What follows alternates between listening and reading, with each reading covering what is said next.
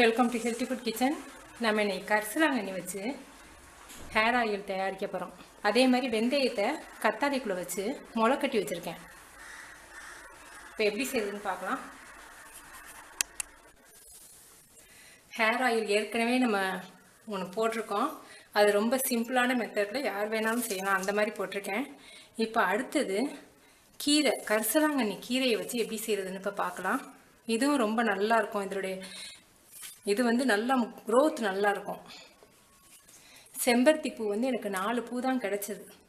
நீங்கள் வந்து ஒரு 10 பூ வரைக்கும் நீங்கள் போடலாம், ரொம்ப நல்லது. வெங்காயம் வந்து ஒரு கைப்பிடி அளவுக்கு. அடுத்து கத்தாழை ஒரு சின்ன மடல். 2 பக்கமும் முள்ளை எடுத்துடலாம்.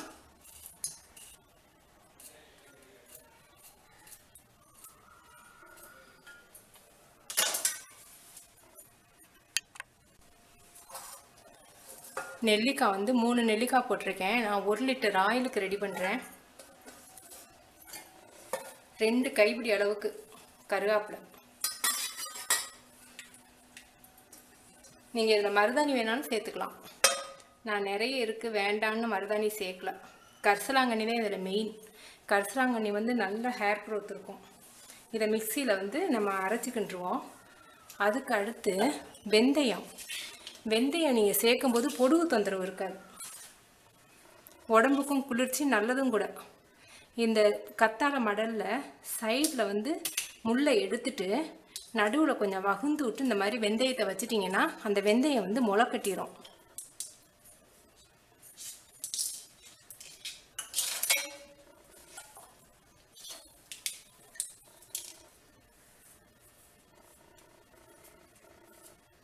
இது நான் முளைக்கட்டி 3 நாளாச்சு.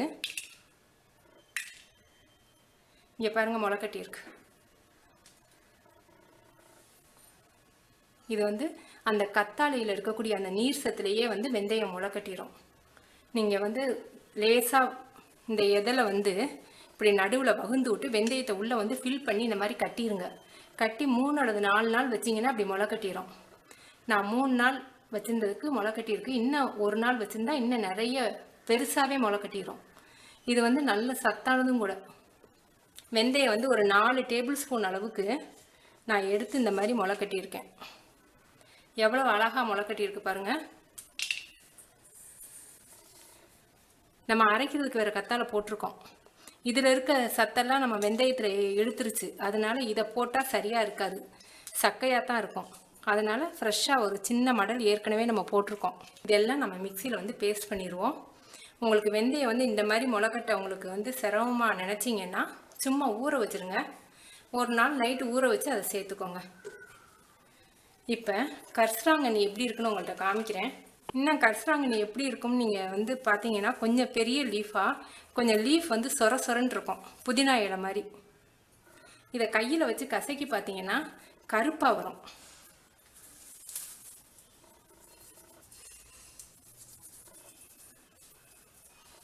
கருப்பாக வந்தால் தான் கரிசலாங்கண்ணி. நிறைய பேருக்கு கரிசலாங்கண்ணி தெரியாதுங்கிறதுனால என்ன பண்ணுறாங்க, ஏமாற்றி போடுறாங்க.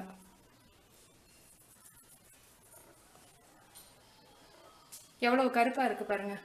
கரிசலாங்கண்ணியை கசக்குனிங்கன்னா அப்படி கருப்பாக வரணும். சத்தம் அதிகம். இப்போ இதில் நம்ம வந்து பாதி கீரையை மட்டும் நம்ம ஆஞ்சு கழுவி சுத்தம் பண்ணிக்குவோம். சுத்தம் பண்ணிவிட்டு உங்கள்கிட்ட காமிக்கிறேன்.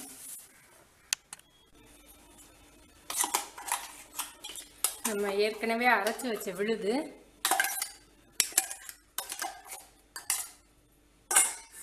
அதில் இப்போ மறுபடியும் கரிசலாங்கண்ணியை அரைக்க போகிறோம். கரிசலாங்கண்ணியை அரைக்கும் போதே இது கழுவும் போதே உங்களுக்கு தெரியும், தண்ணியே கருப்பாக இருக்கும். நான் கையில் தேய்ச்சது பாருங்கள், இன்னும் கொஞ்சம் கருப்பாக இருக்குது.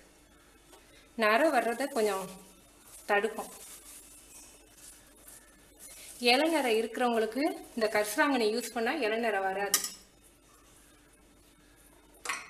கீரைக்காரங்கள்ட்ட சொல்லி வச்சு வாங்கணும், ரொம்ப கிடைக்காது. அவங்கள்ட்ட சொல்லி வச்சு நீங்கள் வாங்கணும். இதையும் கொஞ்சம் நைஸாக அரைச்சிக்கிட்டுருவோம்.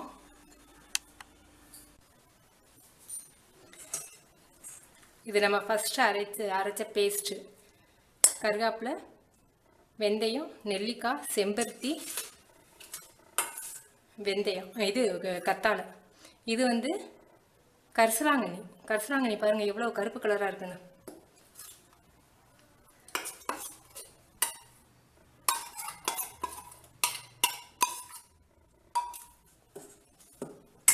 இது ஆயிலில் இப்போ சேர்த்துருவோம். இப்போ நம்ம அரைச்ச விடுதலை தேங்காய் நெய் சேர்ப்போம். 1 லிட்டர் எண்ணெய் நான் யூஸ் பண்ணுறேன். கனமான பாத்திரத்தில் நீங்கள் காய்ச்சணும். லேசான பாத்திரத்தில் காய்ச்சினீங்கன்னா ஆரம்பத்தில் தூரில் பிடிக்காது, கடைசியாக தூரில் பிடிக்க ஆரம்பிச்சிடும். அதனால் கனமான பாத்திரமாக இருந்தால் நல்லது. இது கொஞ்சம் வேகிறதுக்கு லேட் ஆகும், ஏன்னா நம்ம பச்சையாக அரைச்சி ஊற்றிருக்கோம். இது எல்லாம் நல்லா வெந்து நல்லா வரணும். இந்த மெத்தடில் நீங்கள் எண்ணெய் காய்ச்சும் போது நல்லா காய்ச்சி அந்த பச்சை இலையில் இருக்கக்கூடிய அந்த நீர் சத்தெல்லாம் எண்ணெயோட கலக்கணும். அதுக்குள்ளே நீங்கள் அமர்த்திட்டிங்கன்னா, கலர் வந்துருச்சுன்னா அமர்த்திட்டிங்கன்னா ஒரே வாரத்தில் எண்ணெய் கெட்டு போயிடும். கெட்டு போனது எப்படி தெரியும்னா, நீங்கள் எண்ணெயை கையில் ஊற்றும் போது அது எண்ணெய் மாதிரி இருக்காது, தண்ணி மாதிரி இருக்கும். ஃபங்கஸ் அந்த மாதிரி உள்ளே திறந்து பார்த்தீங்கன்னா ஃபங்கஸ் அந்த மாதிரி ஆயிரும். அதனால் நல்லா காய்ச்சணும். அது பக்குவம் எப்படின்னு நான் சொல்கிறேன். நல்லா அது காயட்டும்.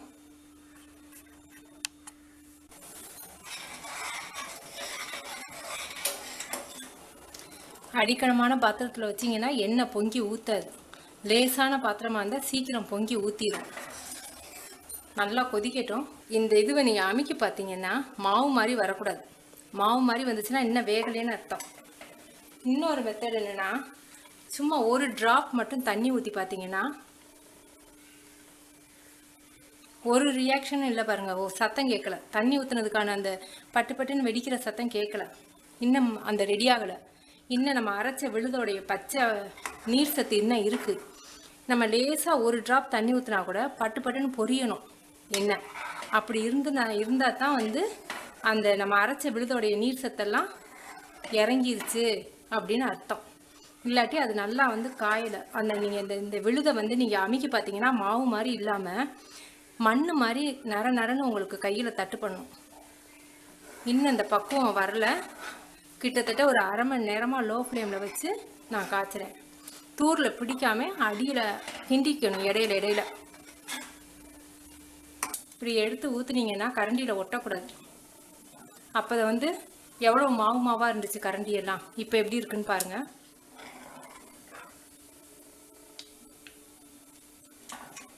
இந்த மாதிரி எடுத்து பார்த்தீங்கன்னா மணல் மாதிரி இருக்கணும். இதை தேய்ச்சி பார்த்தீங்கன்னா கையில் மாவு மாதிரி ஒட்டாமல் மணல் மாதிரி ஒட்டும். குறுமணல் மாதிரி இருக்கா, இந்த மாதிரி வந்துடும். கையில் மாவு மாதிரி ஒட்டக்கூடாது, மணல் மாதிரி இப்படி இருக்கணும்.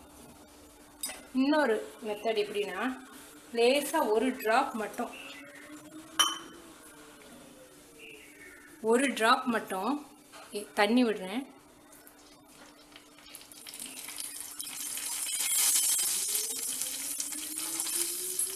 எப்படி சவுண்டு கேட்குது பார்த்தீங்களா? அப்போ அதை வந்து பொங்குச்சே தவிர இந்த மாதிரி சவுண்டு கேட்கல.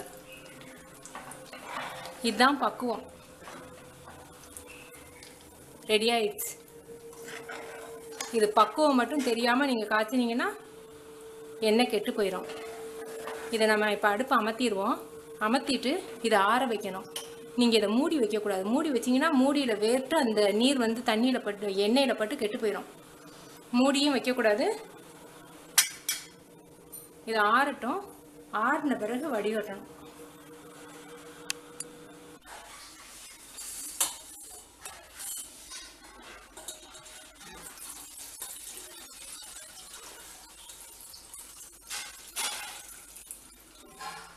இதை 2 தடவை வடிகட்டிக்குவோம். பார்த்தீங்களா மணல் மாதிரி எப்படி இருக்குன்னு? இந்த மாதிரி முருகிடணும் நம்ம அரைச்சதெல்லாம். அப்போ தான் எண்ணெய் நல்லாயிருக்கும். இதை நீங்கள் இருக்க புழிஞ்சு விட்டு ஆயில் பாத் எடுக்கிற அன்னைக்கு நீங்கள் யூஸ் பண்ணிக்கலாம். மேலுக்கும் தடவி நீங்கள் சீயக்காயை போட்டு குளிச்சுக்கலாம். நீங்கள் துணியில் கூட வடிகட்டிக்கலாம்.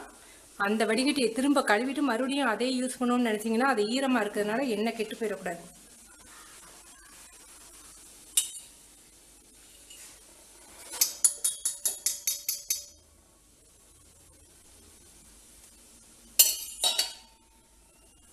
எண்ணெய் ஆற ஊற்றி நீங்கள் வந்து கிளாஸ்லேயோ பாட்டிலையோ ஊற்றி வச்சுக்கலாம். எண்ணெய் சூடாக இருக்கையில் பாட்டிலை மூடிடக்கூடாது.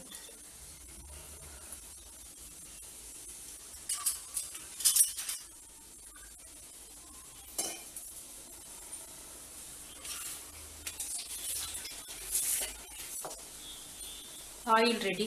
கரிசலாங்கண்ணி ஆயில் ரெடி. கரிசலாங்கண்ணி அயன் சத்து கூட, ஹேர் க்ரோத் நல்லாயிருக்கும், இளநரையை தடுக்கும், வயதான காலத்தில் நரை வர்றதை தள்ளி போடும். நீங்கள் செஞ்சு பார்த்துட்டு உங்கள் கமெண்ட்ஸ் எனக்கு சொல்லுங்கள். தேங்க்யூ.